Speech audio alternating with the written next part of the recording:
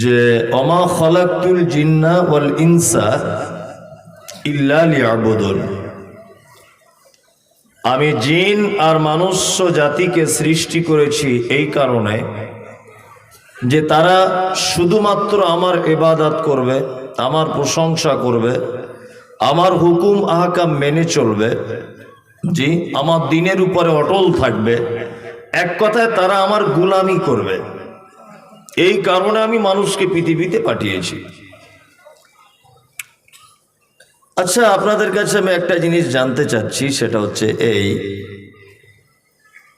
যে পৃথিবীতে মানুষের সংখ্যা বেশি না অন্যান্য প্রাণীদের সংখ্যা বেশি? অন্যান্য প্রাণীদের সংখ্যা বেশি। যেমন আপনি দেখতে পাবেন যে আপনি যদি বাড়িতে ঘুমান তাহলে আপনি মশারি টাঙিয়ে ঘুমান, নিশ্চয় আপনার বাড়িতে 5টা বা 2-3টে মশা নেই, হাজার হাজার। আপনি যখন রান্না করবেন একটু তরকারি ফেলে দিয়ে দেখুন 2-5 হাজার পিপিলিকা এক জায়গায় চলে আসবে, আসবে না? আসবে। এবার আপনার কাছে আমি আর একটা জিনিস জানতে চাইছি, সেটা হচ্ছে এই আল্লাহ সুবহানাহু ওয়া তাআলা বলছেন ইউসাব্বিহু লিল্লাহি মা ফিস সামাওয়াতি ওয়া মা ফিল আরদ, পৃথিবীতে জমিনে আসমানে পাহাড় পর্বত যেখানে যে অবস্থায় যারা যেভাবে বসবাস করে, পদার্থ জড় পদার্থ সমস্ত কিছু তারা আমার ইউসাব্বিহু তাসবিহ বর্ণনা করে, আমার প্রশংসা করে। মুরগি সে আল্লাহর ইবাদত করে, নিজের পদ্ধতিতে করে, নিজের ভাষাতে করে। গরু ছাগল হাঁস মুরগি বকরি গাছপালা ইত্যাদি সবকিছুই আল্লাহর ইবাদত করে নিজের পদ্ধতিতে আর নিজের ভাষাতে করে। এবার আপনাকে আমি একটা জিনিস আরো বলে রাখছি, সেটা হচ্ছে এই যে তাহলে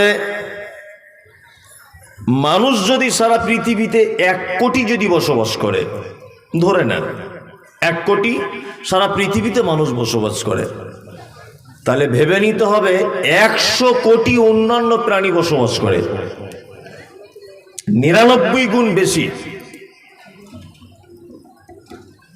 তাহলে এত কিছু আল্লাহ সুবহানাহু ওয়া তাআলার তাসবিহ বর্ণনা করছে, তারপরেও আপনারা জানেন যে অসংখ্য ফেরেশতাদেরকে তৈরি করা হয়েছে। ফেরেশতারা কিন্তু সাংসারিক জীবন যাপন করে না, ওদের বিয়ে শাদী নেই, চাষবাস নেই, কিছু নেই। ওদের কাজ শুধু আল্লাহর প্রশংসা করা, শুধু আল্লাহর ইবাদতে মগ্ন থাকা, এই হচ্ছে তাদের কাজ। তাহলে ফেরেশতারা এত আল্লাহর ইবাদত করে, তারপরে গরু ছাগল হাঁস মুরগি ইত্যাদি পৃথিবীর অন্যান্য প্রাণী সবাই আল্লাহর ইবাদত করে। এত কিছু ইবাদত পাওয়ার পরেও আল্লাহ সুবহানাহু ওয়া তাআলা এই আমাদের মতো মারামারি করা, খুনোখুনি করা, হিংসা জর্জরিত, পরনিন্দা, পরচর্চা, কুচ্ছা লটানো, এইরকম বদমাইশ কোয়ালিটির মানুষদেরকে পৃথিবীতে পাঠানোর কারণ কি? এগুলো কোনোদিন ভেবেছেন যে আমাদেরকে কেন পাঠানো হলো? আর একটা কথা বলে রাখছি, এটা খুব মনোযোগ সহকারে শুনে রাখবেন। পৃথিবীতে দেখবেন মানুষ অস্বস্তি, পৃথিবীর আবহাওয়ার সঙ্গে চাল চলনের সঙ্গে কখনোই ওর আবহাওয়া চাল চলন সেটিং হয় না, সহজে হয় না, হয় না। আপনি দেখেছেন যে পৃথিবীর অন্য কোনো প্রাণী হলুদ মশলা জিরে সরিষার তেল লঙ্কা পেঁয়াজ দিয়ে রান্না করে খায়? দেখেছেন? না, মানুষ খায়। আপনি পৃথিবীর অন্য কোনো প্রাণীকে দেখেছেন যে শীতের দিনে গায়ে কম্বল লাগায়? মানুষ লাগায়। আপনি জীবনে কোনো দিন দেখেছেন যে কোনো প্রাণী রাতের বেলা চলতে অসুবিধা হচ্ছে টর্চ লাইট নিয়ে ঘুরছে? না। কারণ কি বলুন তো? কারণ হচ্ছে যে মানুষ ছাড়া পৃথিবীতে যত প্রাণী, সমস্ত প্রাণী পৃথিবীতেই তাদের জন্ম। এই জন্য এখানকার আবহাওয়ার সঙ্গে তারা সেটিং হয়েছে। মানুষ একটু কিছু হলেই সর্দি, নাক দিয়ে সিকনি করাচ্ছে, একটু কিছু হলেই কনকন করে শীতে কম্বল চাপিয়ে ঘুরছে, অন্ধকারে চলতে পারছে না। কারণ কি? কারণ হচ্ছে আমরা মানুষেরা এখানকার প্রাণী নয়। আমরা কোথাকার প্রাণী? জান্নাতের। আমাদেরকে জান্নাত থেকে বার করে দেওয়া হয়েছিল, তাই না? আদম আলাইহিস সালাম আর হাওয়া কোথায়? জান্নাত। আমরা জান্নাত থেকে এসেছি, আমরা পৃথিবীর প্রাণী নয়। এই জন্য এখানকার আবহাওয়া, এখানকার এইসব জিনিসের সঙ্গে আমাদের সহজে সেটিং হয় না। তা যাই হোক, আবার আমাদের ইবাদতকে আল্লাহ পছন্দ করছেন, আবার আমাদেরকে পাঠানো হয়েছে জান্নাত থেকে। বোঝার চেষ্টা করবেন, খুব আলোচনাটা এমন এক জায়গায় যাবে যে আপনি অবাক হবেন। তাহলে এত কিছু ইবাদত করে আল্লাহ সুবহানাহু ওয়া তাআলার মনে তৃপ্তি এলো না। আমাদের মতো জান্নাত থেকে বিতাড়িত মানুষদেরকে পৃথিবীতে পাঠানো হয়েছে। আল্লাহ বলছে তোমাদের পাঠানোর উদ্দেশ্য হচ্ছে কি? শুধুমাত্র তোমরা আমার ইবাদত করবে, এটা মূল কাজ, তাই না? চলুন এবার আপনাকে আর একটা জিনিস আমি বোঝাই যে শুধু যদি ইবাদত করার জন্য পাঠায়, ইবাদত কাকে বলে? আপনার ছেলে স্কুলে যায়, আপনি রাখতে যান, জান না? জান। আপনার একটা মানুষ, আবার আপনাকে বলছি, একটা মানুষ পৃথিবীতে বাঁচে কতদিন বলুন তো? 60-70 বছর। ভুল, একদম ভুল। 60 বছর বাঁচে না। 60 বছর বেঁচে থাকলে ও 30 বছর ঘুমায়। 30 বছর ঘুমায়। তাহলে নিট টাইম তার কতদিন? 30 বছর। এই 30 বছরে আরো 10 বছর মাইনাস, 10 বছরে ন্যাংট অবস্থায় চলাফেরা করেছে, রাস্তাতে বুদ্ধি হয়নি, ভালো মন্দ বুঝতো না। থাকলো কত বছর? 20 বছর। আরো 5 বছর বাদ দেন, যখন বুড়ো হয়ে যায়, বুদ্ধি কমে যায়, কেউ 10 পয়সা দাম দেয় না, তাই না? তাহলে থাকলো কত বছর? 15 বছর। এই 15 বছরের ভিতরে পায়খানা, পেচ্ছাপ, গোসল করা, বিয়ে, ডাক্তারি করা, মাস্টারি করা, সব কিছু নিট টাইম 15 বছর। কত বছর? 15 বছর। আল্লাহ যে বলছে তোদেরকে পাঠিয়েছি শুধু ইবাদত করার জন্যে, 30 বছর তোমার ঘুমিয়ে কেটে গেল, 10 বছর ন্যাংট অবস্থায় খেলতে কেটে গেল, 5 বছর বুড়ো বয়সে পেচ্ছাপ পায়খানা লুঙ্গিতে হয়ে যেত, তাই না? তাহলে 15 বছরে আপনি নিট বেঁচে আছেন সুস্থভাবে, ভালো জ্ঞান সম্পূর্ণ মানুষ। এই 15 বছরে আপনার সাংসারিক সব জীবনযাপন বাদ দেওয়ার পরেও, আচ্ছা বলুন তো, আল্লাহ যে উদ্দেশ্য আমাদের পাঠিয়েছে, এই উদ্দেশ্য পূরণ করছি আমরা? করতে পারছি বলুন? পারছি না, একদম পারছি না। আসলে এই ইবাদতটা যে কাকে বলে এটা আমরা জানি না, এটা আমরা বুঝি না। আল্লাহ তাআলা বলছেন, ওমা আতাকুমুর রাসূল ফাখুযুহু ওমা নাহাকুম আনহু ফান্তাহু। আমার নবী যেটা দেয় সেটা গ্রহণ করো, আমার নবী যেটা নিষেধ করে ওটা তোমরা ছেড়ে দাও। দুটি কথা। আপনার জীবনের ঘুম থেকে নিয়ে ঘুম থেকে ওঠা পর্যন্ত, খাওয়া দাওয়া, পেচ্ছাপ করা, স্বামী স্ত্রী মিলন করা, আপনার কাপড় পরা, আপনার জুতো পরা, সমস্ত কিছু যদি আল্লাহর নবী করেছিলেন এই জন্যে যদি করেন, অবশ্যই ওটা আপনার ইবাদত। ইবাদত নাই? ইবাদত। যদি বলছেন আমি 30 বছর ঘুমালাম, আমি মমতাজুল ইসলাম বলছি 30 বছর ঘুমানো ঘুম হিসাবে গণ্য করা হবে না, ওটা ইবাদত হিসাবে গণ্য করা হবে। পদ্ধতি, এশার নামাজ পড়ে খেয়ে শুয়ে পড়ুন, ডান করোটে শোন আল্লাহুম্মা বিইসমিকা আমুতু ওয়া আহইয়া দোয়াটা পড়ুন। আরো যদি পারেন আয়াতুল কুরসিটা পড়ুন, হাতে ফুঁক দেন, সারা শরীরে বুলিয়ে নেন, ঘুমান। রাত্রের বেলা আপনার লুঙ্গি খুলে যাক আর প্যান্ট খুলে যাক, ওটা দেখার দরকার নেই। প্রথমে যখন শোবেন ডান দিক করট করে শোবেন। রাত্রের বেলা মারাত্মক খারাপ স্বপ্ন দেখছেন, ঘুম ভেঙে গেল হঠাৎ, বাম দিকে 3 বার থু থু থু করে দিলেন, আউযুবিল্লাহি মিনাশ শাইতানির রাজিম, দোয়াটা বলে নিলেন।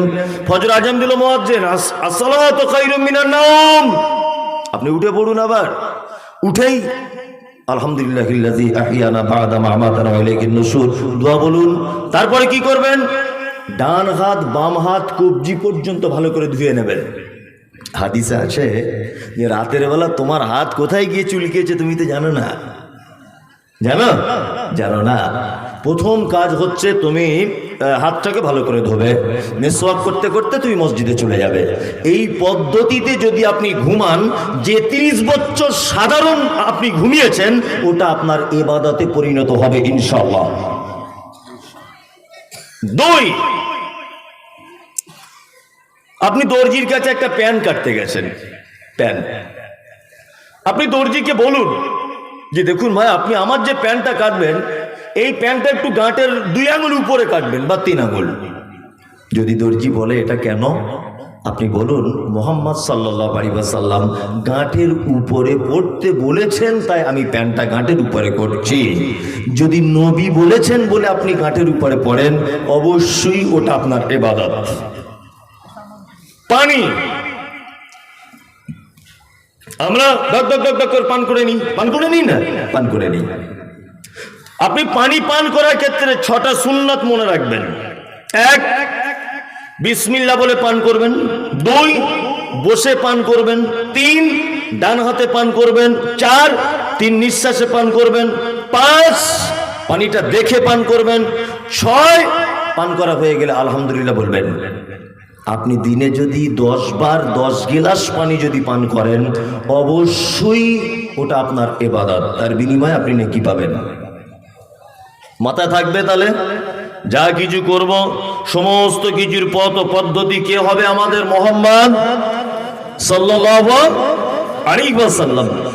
আর একটা মানুষ যদি মুহাম্মদ সাল্লাল্লাহু আলাইহি ওয়াসাল্লামের পদ্ধতিতে যদি সুন্নত মোতাবেক জীবনযাপন করে, তাহলে আল্লাহর নবীর দেওয়া সুন্নতের ভিতরে কল্যাণ আছে না নেই? আছে। 2টা একটা কল্যাণের কথা বলে দিই, যেগুলো আমাদের মানুষ প্রচন্ড হারে ভুল করছে এবং মারাত্মক রোগে আক্রান্ত হচ্ছে। এই মুমতাজুল ইসলাম আমি আমার জাতিকে বাঁচানোর জন্য এবং একটা সুন্নতের পাবন্দির সঙ্গে চলার জন্য মারাত্মক কয়েকটা কথা আপনাদেরকে আমি বলে দিয়ে যাচ্ছি। 1, কয়েকটা মারাত্মক রোগ আছে, যেমন হার্ট ফেল বলে না, লোকটা হার্ট ফেল করে মারা গেছে, আর কখনো আজকে থেকে হবে না ইনশাআল্লাহ। 2, প্যারালাইসিস। ভাই মুমতাজুল ইসলাম বলছি আজকে থেকে আর হবে না কারোর। 3, নিঃসন্তান, যাদের বাচ্চা কাচ্চা হয় না, যে মেয়েদের, এই রোগে আক্রান্ত আপনার বেটি কখনো হবে না। 4 নম্বর, কিডনির সমস্যা, এটা আর কোনোদিন হবে না। মুহাম্মদ সাল্লাল্লাহু আলাইহি ওয়াসাল্লামের কয়েকটা সুন্নত বলে দিচ্ছি, এই সুন্নতগুলো মেনে চলুন, ইনশাআল্লাহুল আজিজ এই রোগ থেকে আপনি পরিত্রাণ পাবেন। 5, রাস্তাঘাটে যত দেখতে পাচ্ছেন আপনারা হারবালের অ্যাডভার্টাইজ, সেক্স ক্ষমতা কম, বিয়ে করতে ভয় পাচ্ছেন, বইয়ের কাছে রাতে শুতে ভয় লাগছে, এটা ওটা এসব লেখা থাকে না। তা আমি বলে দিচ্ছি আপনাকে, এই সমস্যায় আপনি আর কখনো জড়াবেন না। ইয়াং জেনারেশনদের কাছে বিনীত অনুরোধ, কয়েকটা সুন্নত আপনাকে বলে দিচ্ছি, খুব মনোযোগ দিয়ে শুনুন, এগুলো বিজ্ঞানসম্মত। আমি বেশি হাদিস কোরআন জানি না, হাদিস কোরআন বলিও না, যা জানি ওইগুলোই বলি। 1, আচ্ছা, গাঁটের নিচে কাপড় পরা সুন্নত না গাঁটের উপরে? উপরে। গাঁটের উপরে কাপড় পরা সুন্নত। এটা কেন? এটা কেন? এই কারণে, এটা বলেছেন 1500 বছর আগে মুহাম্মদ সাল্লাল্লাহু আলাইহি ওয়াসাল্লাম, যে গাঁটের উপরে কাপড় পরো পুরুষেরা।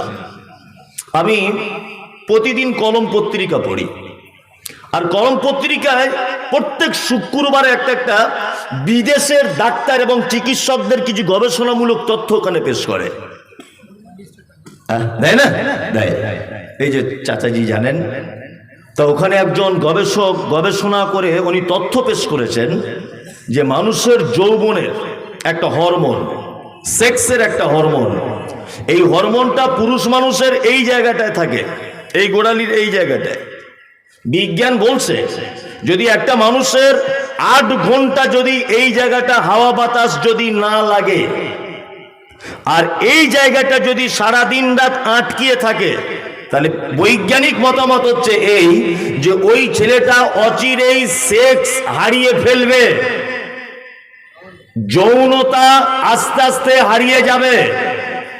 এইটাতে যত বেশি রোদ্দুর লাগবে, এইটাতে যত বেশি হাওয়া বাতাস লাগবে, ও যৌবনের দিক দিয়ে তার স্ত্রীকে বেশি পরিতৃপ্ত করতে পারবে। এটা বিজ্ঞান প্রমাণ করেছে। ১৫০০ বছর আগে বলে গেছেন মুহাম্মদ রাসূলুল্লাহ সাল্লাল্লাহু আলাইহি ওয়াসাল্লাম। তাহলে এতে উপকার আছে না নেই? আছে। দাঁড়িয়ে পানি পান সুন্নত না বসে? বসে। কেন? বিজ্ঞান একটা তথ্য দিচ্ছে এই যে মানুষের এই জায়গাটা ভিতরে, এইটুকু জায়গার ভিতরে একটা ছাঁকনি আছে। ছাঁকনি পর্যন্ত চাটা ছাঁকে, ছাঁকনি আছে। ছাঁকনিটা এইভাবে থাকে, আমার দিকে দেখুন, এইভাবে ছবি আকারে দেখানো হচ্ছে, এইভাবে থাকে ছাঁকনিটা। যখন একটা মানুষ দাঁড়িয়ে দাঁড়িয়ে পানি পান করে, ছাঁকনিটা এইরকম ভাবেই থাকে। কিন্তু একটা মানুষ যখন আস্তে আস্তে বসবে, তখন ছাঁকনিটা এইভাবে আস্তে আস্তে আস্তে আস্তে খুলে যাবে, পানিটা গিয়ে ডাইরেক্ট ছাঁকনিতে যাবে। এই যে আমরা বাড়িতে ফিল্টার মেশিন বসাই না? আমার আল্লাহ সুবহানাহু ওয়া তাআলা আপনার জন্মের দিন থেকে ফিল্টার মেশিন ভিতরে রেডি করে রেখে দিয়েছে। আল্লাহু আকবার। প্রথমে গ্লাসের পানি ফিল্টার মেশিনে ছাঁকনিতে যাবে, ওখান থেকে ছেঁকে আস্তে আস্তে আস্তে আস্তে যেখানে পানি যাওয়ার প্রয়োজন সেখানে যাবে। যদি আপনি দাঁড়িয়ে যদি পানি পান করেন, তাহলে ছাঁকনিটা খুলবে না এবং পানিটা ব্যাক রাস্তা দিয়ে ডাইরেক্ট কিডনিতে আঘাত করবে। আপনার অনেক পানিতে আয়রন থাকে, থাকে না? থাকে। অনেক পানিতে অনেক জীবাণু থাকে, থাকে কি থাকে না? থাকে। এই জীবাণুগুলো ডাইরেক্ট যদি কিডনিতে গিয়ে হিট করে, আপনার কিডনি এক সময় অকেজ হয়ে পড়তে পারে। দুই, পানিগুলো কখনো ওভারফ্লো হয়ে যে সূক্ষ্ম শিরা উপশিরার ভিতর দিয়ে রক্ত সঞ্চালন হয়, এই শিরার ভিতরে যদি পানি ওভারফ্লো হয়ে ঢুকে যায়, তাহলে চিকিৎসা বিজ্ঞানীরা বলছেন যে ১০০-র মধ্যে 86 অর্থাৎ ৮৬% পুরুষ বা নারী, তারা এই যে আপনার কি বলে প্যারালাইসিস রোগে আক্রান্ত হচ্ছে। ৮৬% নারী পুরুষ দাঁড়িয়ে পানি পান করার ফলে তারা প্যারালাইসিস নামক রোগে আক্রান্ত হচ্ছে। আপনার কাছে বিনীত অনুরোধ, বসে পানি পান করুন। এটা মুহাম্মদ সাল্লাল্লাহু আলাইহি ওয়াসাল্লামের শেখানো। কিডনির রোগ থেকে বাঁচবেন, প্যারালাইসিস থেকে বাঁচবেন, সব কিছু থেকে আপনি বাঁচবেন। আর একটা বলে দিই, যে সমস্ত মহিলারা মায়েরা অনেক সময় পাড়া গ্রামে কম, একটু শহরে বেশি, দেখবেন এই ভুরুগুলো কি বলছে, চেঁচে আসছে, চাচ্ছে না? চাচ্ছে, এগুলো শুরু করে আসছে, মানে আল্লাহ সৃষ্টি ওর পছন্দ হয় না, ভুরু চেঁচে আসছে। বলছে যে এই প্রত্যেক লোমের কোষে এমন সূক্ষ্ম কিছু শিরা উপশিরা থাকে যেগুলো মাইক্রোস্কোপ যন্ত্র দিয়েও দেখা সম্ভব নয়। এই শিরাগুলো যদি কেটে যায় মেয়েদের ভুরু তুলতে গিয়ে, তাহলে বলছে এক পর্যায়ে ওই মহিলাটি অদূর ভবিষ্যতে কোনোদিন মা নাও হতে পারে। যারা বারবার ভুরুটা সাইজ করছেন, ইয়ং মেয়ে, আপনার মেয়ে যদি এটা করে থাকে, অবশ্যই বলবেন যে মা এটা করিস না, এটা মুহাম্মদ সাল্লাল্লাহু আলাইহি ওয়াসাল্লাম করতে মানা করেছেন এবং বৈজ্ঞানিকদের মতামত হচ্ছে এটা করা যাবে না। যে মেয়েরা বেশি করে সেই মেয়েরা অদূর ভবিষ্যতে মা হওয়ার সম্ভাবনা কম। সুন্নাত যত পারবেন মেনে চলুন, তত বেশি উপকার। উপকার আছে না নেই? আছে। তাহলে আমরা ইবাদত বুঝে গেলাম যে সমস্ত কিছুর পদ্ধতি আল্লাহ এবং তার রাসূলের অনুযায়ী যদি হয়, এগুলো আমাদের কি ইবাদত। নাম্বার 2, আর একটা কথা আপনাদেরকে বলে দিই, সেটা হচ্ছে এই, আচ্ছা আমাদেরকে শুধু ইবাদতের জন্য পাঠানো হয়েছে, কথা ঠিক, তারপরে আমাদেরকে আর 2-3টে দায়িত্ব দেওয়া হয়েছে, যা পৃথিবীতে যে দায়িত্ব পালন করা গরুর পক্ষে সম্ভব নয়, ছাগলের পক্ষে সম্ভব নয়, ভেড়ার পক্ষে সম্ভব নয়, আমার আর আপনার পক্ষে সম্ভব। সেটা কি? আল্লাহ বলছেন তোমাদেরকে পাঠানো হয়েছে লিইয়ুযহিরাহু আলাদ-দীনি কুল্লি, পৃথিবীর সমস্ত ধর্ম, সমস্ত মতবাদ, সমস্ত নিয়ম কানুনের উপরে ইসলাম শ্রেষ্ঠ, এইটা তোমাকে প্রমাণ করে দিয়ে তবে আমার কাছে আসতে হবে, তার আগে আসতে পাবে না। তো ইসলাম শ্রেষ্ঠ, ইসলাম প্রতিষ্ঠা করতে হবে। কি বললাম বুঝলেন? ইসলাম প্রতিষ্ঠার জন্য আপনাকে আমাকে কি করা হয়েছে? পৃথিবীতে পাঠানো হয়েছে।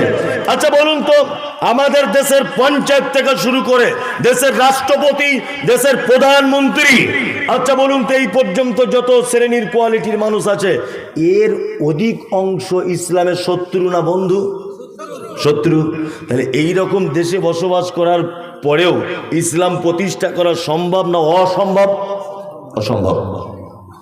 তাহলে কি কোরআনের এই আয়াতটার বাস্তবতায় রূপ দেওয়া যাবে না? যাবে, অবশ্যই যাবে। ইসলাম প্রতিষ্ঠা সম্ভব। আপনাকে একটা কথা আমি বলে রেখে দিচ্ছি, ভালো করে শুনুন। আমি মমতাজুল ইসলাম একটা মাদ্রাসায় চাকরি করি, আমি হেড মাওলানা, মাদ্রাসার কমিটি আছে। আমি যদি মাদ্রাসার কমিটির কথা অমান্য করি, আমার চাকরি থাকবে না যাবে? যাবে। আপনি নির্দিষ্ট একটা ব্যক্তির অধীনে ভারতবর্ষের মাটিতে বসবাস করেন, তিনি দেশের প্রধান নাগরিক, প্রধানমন্ত্রী, তাই না? আপনি যদি দেশদ্রোহী কোনো কাজ যদি করেন, তাহলে আপনাকে তার আইন অনুযায়ী আপনাকে সাজা হবে কি হবে না? হবে। তার মানে বোঝা যাচ্ছে যে প্রত্যেক দেশের, প্রত্যেক সমাজের, মসজিদের ইমামের, মাদ্রাসার শিক্ষকের, স্কুল কর্তৃপক্ষের দায়িত্ব যে মাস্টার রয়েছে, প্রত্যেক দায়িত্বশীল মানুষ তার অধীনস্থে থাকার, জনগণের কথার অবাধ্য হলে বা নির্দিষ্ট দায়িত্ব ব্যক্তির কথা অবাধ্য হলে তার চাকরি টিকবে না। এবার আপনাকে আমি একটা কথা বলছি। এক, ইসলাম প্রতিষ্ঠা করবেন কেমন করে? এক, আচ্ছা বলুন তো, পায়ের নখ থেকে নিয়ে মাথার চুল পর্যন্ত এই যে টোটাল অঙ্গ প্রত্যঙ্গ, বলুন তো এই টোটাল অঙ্গ প্রত্যঙ্গের একটা সেক্রেটারি বা একটা সভাপতি বা একটা দায়িত্বশীল অঙ্গ আছে না নেই? আছে। তার নাম মাথা। হাত আলাদা ডিপার্টমেন্টের কাজ করে, চোখ আলাদা ডিপার্টমেন্টের কাজ করে, এই পায়ের পাতা আলাদা ডিপার্টমেন্টের কাজ করে, দাঁত এর ডিপার্টমেন্ট আলাদা।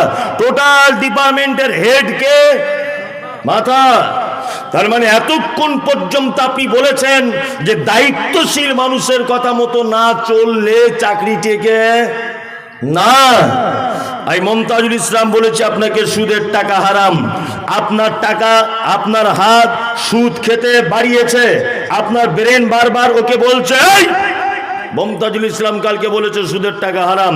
আপনার চোখ বারবার একটা নোংরা নারীর দিকে দেখতে চাইছে, আপনার ব্রেন বারবার তাকে আঘাত করছে, নোংরা নারীর দিকে দেখবে না, একদম এটা হারাম, চলবে না। আপনার চোখ বারবার ফেরত এসেও আবার চলে যাচ্ছে। একটা লোক এখানে বাপের বেটা কে আছেন হাত তুলে বলুন? তার মধ্যে আমি একজন, যে আমি এক সপ্তাহ এই মাসের 1 তারিখ থেকে আজ পর্যন্ত, অর্থাৎ এই 2-3 দিন, আমার হাত, আমার পা, আমার চোখ, আমার নাক, এই অঙ্গ প্রত্যঙ্গটাকে আমার ব্রেন যা বলেছে সেই অনুযায়ী চালনা করেছি। একটা লোক বলুন, কেউ আছেন এখানে? আছেন? নেই। আচ্ছা, হযরত আবু বকর আমাদের দেশের প্রধানমন্ত্রী হোক, কে কে চান? হযরত আবু বকরের মতো ইমানদার একবার হাতটা তুলুন। একটা মজার কথা বলবো, তুলুন। সবাই চান। মমতা ব্যানার্জি যদি মুখ্যমন্ত্রী না হয়ে আম্মাজান আয়েশার মতো একজন ইমানদারিনী নারী যদি এই দেশের মাটিতে পশ্চিম বাংলার রাজ্যের মুখ্যমন্ত্রী হতো, আমরা সবাই চাইতাম কি চাইতাম না? চাইতাম। তার মানে তুমি এটা চাও যে নরেন্দ্র মোদীর পরিবর্তে আবু বকরের মতো ইমানদার লোক দেশ চালাক? তুমি এটা চাও মমতা ব্যানার্জির পরিবর্তে আয়েশা সিদ্দিকার মতো একজন ইমানদারিনী নারী এই দেশের, এই রাজ্যের নেতৃত্ব দিক? এটা তুমি চাও? তুমি চাও? আমরা চাই। তবে একটা কথা আপনাকে এটা বলে দিচ্ছি, সেটা হচ্ছে এই যে আপনি একটা দেশ হাদিস কোরআন অনুযায়ী চলুক, এটা আপনি চান। ব্রেন দিয়ে মৌলভী সাহেব, জি, ব্রেন দিয়ে কোনো সুকাজ হয় না, নফসের আন্ডারে, নফস ব্রেনের আন্ডারে চলে। দেশ চালানি কোরআনের আন্ডারে, নফসের আন্ডারে। আপনি আমার কথা শেষ করতে দিচ্ছেন না, আপনি কেন বলছেন? আপনি ব্রেন দিয়ে, প্রত্যেকটা মানুষের ব্রেন আলাদা আলাদা। আরে আমার কথাটা শেষ করতে দেন আপনি। কি আশ্চর্য ব্যাপার, আপনি শেষ করতে দেন আমাকে। হ্যাঁ, কথা যেটা বলছিলাম সেটা হচ্ছে এই, তাহলে আমরা সবাই চাই যে আমাদের দেশ, আমাদের রাজ্য, আমাদের গ্রাম এটা হাদিস এবং কোরআন অনুযায়ী চলুক, এটা আমরা চাই, তাই না?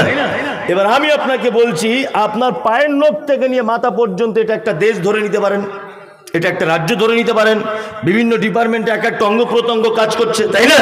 তাহলে এবার আপনাকে বলছি যে আপনার এই ব্রেন এইটা দিয়ে এবং হাদিস কোরআনকে সাথে নিয়ে এক সপ্তাহ যাবত আমি আপনি কেউ আমাদের অঙ্গ প্রত্যঙ্গটাকে পরিচালনা করতে পেরেছি? পারিনি।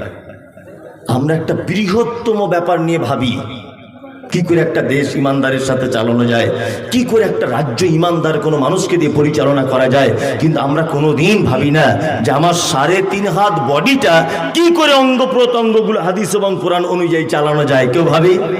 কেউ ভাবি? কেউ ভাবি না। এবার আপনাকে একটা কথা বলছি, ইসলাম প্রতিষ্ঠা হবে কি করে? ওই জন্য আপনাকে বলছি যে আপনি আমার অঙ্গ প্রত্যঙ্গ দিয়ে ইসলাম প্রতিষ্ঠা করার চিন্তা ভাবনা করুন। আপনি যদি এখন বলেন জেহাদ ইসলামে, লাঠি সোটা নিয়ে যদি রাস্তায় বার হয়ে যান, তাহলে আপনাকে মেরে আপনার মাথা ফাটাবে কি ফাটাবে না? জেলে ভরবে না? জেলে ভরবে। তাহলে আপনি ইসলাম প্রতিষ্ঠা করবেন কি করে? ইসলাম প্রতিষ্ঠা করতে গেলে আপনি আপনার অঙ্গ প্রত্যঙ্গ দিয়ে শুরু করুন। রাস্তায় কোথাও দাঁড়িয়ে আছেন, খুব পিপাসা লেগেছে, আরো সেখানে 20 জন মুসলিম আছে, সবাই রোদ্দুরে দাঁড়িয়ে দাঁড়িয়ে পানি পান করছে, আপনি পানির বোতলটা নিয়ে বসে বসে পান করুন। আচ্ছা বলুন, একটা সুন্নত বা ইসলামের একটা পদ্ধতি, এটা প্রতিষ্ঠা করা সম্ভব কি সম্ভব নয়? বসে পানি পান করলে কেউ আপনাকে মারবে? মারবে না। কেউ দাড়ি রাখছে না, আপনি যদি দাড়ি যদি রেখে দেন, বলুন তো দাড়ি রাখার কারণে আপনার জেল জরিমানা কেউ করবে? কেউ করবে না। তার মানে এটা সম্ভব, এইটাকে অন্তত পক্ষে এই সুন্নতটা প্রতিষ্ঠা করা সম্ভব কি সম্ভব নয়? ওই জন্য আমাদের ইসলাম প্রতিষ্ঠা করার সব থেকে ভালো পদ্ধতি হচ্ছে এই, সেটা হচ্ছে নিজের বডিটাকে অর্থাৎ নিজেকে আমরা হাদিস এবং কোরআন অনুযায়ী চালাবো। আর 2, আমি আমার পরিবারের দায়িত্বটা নিয়ে নেব। এই গ্রামের প্রতিটা মানুষ যদি নিজের পরিবারের দায়িত্ব যদি নিয়ে নেয়, তাহলে এই গ্রামটা এমন একটা দিন আসবে হাদিস এবং কোরআন প্রতিষ্ঠা করা সম্ভব হবে, অবশ্যই হবে। ক্লিয়ার হলো? চলুন, আমি রাজনীতির কথা বলি না, আগে সব কিছু শুনে নিতে হবে, লাস্ট আপনি বলবেন আমার ভুল ত্রুটি কোথায় হয়েছে। যে কথা বলছিলাম, তাহলে একটা কাজ আমাদের দ্বারাতে ইসলাম প্রতিষ্ঠা করা হবে। আর 3 নম্বরে একটা কাজ দেওয়া হয়েছে। কি কাজ? আল্লাহ তাআলা বলছেন লিয়াবলুয়াকুম আইয়ুকুম আহসানু আমালা। আয়াত সম্পূর্ণ কি? আল্লাযী খলাকাল মাউতা ওয়াল হায়াতা লিয়াবলুয়াকুম আইয়ুকুম আহসানু আমালা। তোমাদেরকে পৃথিবীতে হায়াত আর মাউত এই দুটো জিনিসকে সৃষ্টি করা হয়েছে এই কারণে যে যাদের তোমাদেরকে পরীক্ষা করা হয় যে তোমাদের ভিতরে উত্তম আমল কে করেছে। আচ্ছা, আল্লাহ এখানে বেশি আমলের কথা বললেন না, উত্তম উত্তম, তাই না? তার মানে বোঝা যাচ্ছে আমাদের খারাপ আমলও কিছু আছে, আছে না? আছে। কোন কোম্পানি যখন তার ব্র্যান্ডের উপরে লিখবে 100% পিওর, তখন ভেবে নিতে হবে যে অন্য কোন কোম্পানিতে ভেজাল আছে, এটা ধরে নিতে হবে, তাই না? আল্লাহ তাআলা বলছেন আইয়ুকুম আহসানু আমালা, পৃথিবীতে তোমাদেরকে পাঠানো হয়েছে তোমাদের ভিতরে উত্তম আমল কে করবে এইটা দেখার জন্য, উত্তম কাজ কে করবে। তার মানে বোঝা যাচ্ছে হাদিস এবং কোরআন ছাড়া অন্য কোনো মতাদর্শের অবলম্বী হয়ে আপনি যদি কোনো আমল যদি করার চিন্তা ভাবনা করেন, সে আমলের ভিতরে ভুল থাকবে থাকবে থাকবে। এবার আপনাকে আমি কয়েকটি কথা বলবো যে ভালো আমল। প্রথমে বলে এসেছি ইবাদত করার জন্যই পাঠানো হয়েছে, আর লাস্ট আপনাকে বলছি আমাদেরকে পাঠানো হবার আরেকটা উদ্দেশ্য যে উত্তম আমল কে তোমরা করবে। উত্তম আমল আপনাদেরকে কয়েকটা বলে দিয়ে আমি বক্তব্য শেষ করে দিব। 1, আমরা সূরা ফাতিহার ভিতরে একটা কথা বলি, কি বলি? ইয়াকা না'বুদু ওয়া ইয়াকা নাস্তাঈন। আল্লাহ তোমারই ইবাদত করি, তোমার কাছেই সাহায্য চাই। তারপর কি বলি? ইহদিনাস সিরাতাল মুস্তাকিম। আল্লাহ তুমি আমাকে সহজ পথের পথিক করো। আচ্ছা বলুন তো, সহজ পথের প্রতীক করো, সহজ পথের প্রতীক করো, সহজ পথের প্রতীক করো, 30 বছর এইটা বলেই যাচ্ছেন নামাজে। বলুন তো এইটা বলার মাধ্যমেই কি সহজ পথে ঢোকা যাবে? যাবে? যাবে না। তারপরে আল্লাহ কি বলছেন? সিরাতাল্লাযীনা আনআমতা আলাইহিম, তাদের পথে আমাদেরকে চালাও যাদেরকে তুমি পুরস্কারিত করেছো, তাদের পথে চালাও। তাহলে এই কাম থেকে বুঝে নিতে হবে যে পুরস্কারিত যাদেরকে করেছে আল্লাহ, তুমি তাদের পথে চালাও।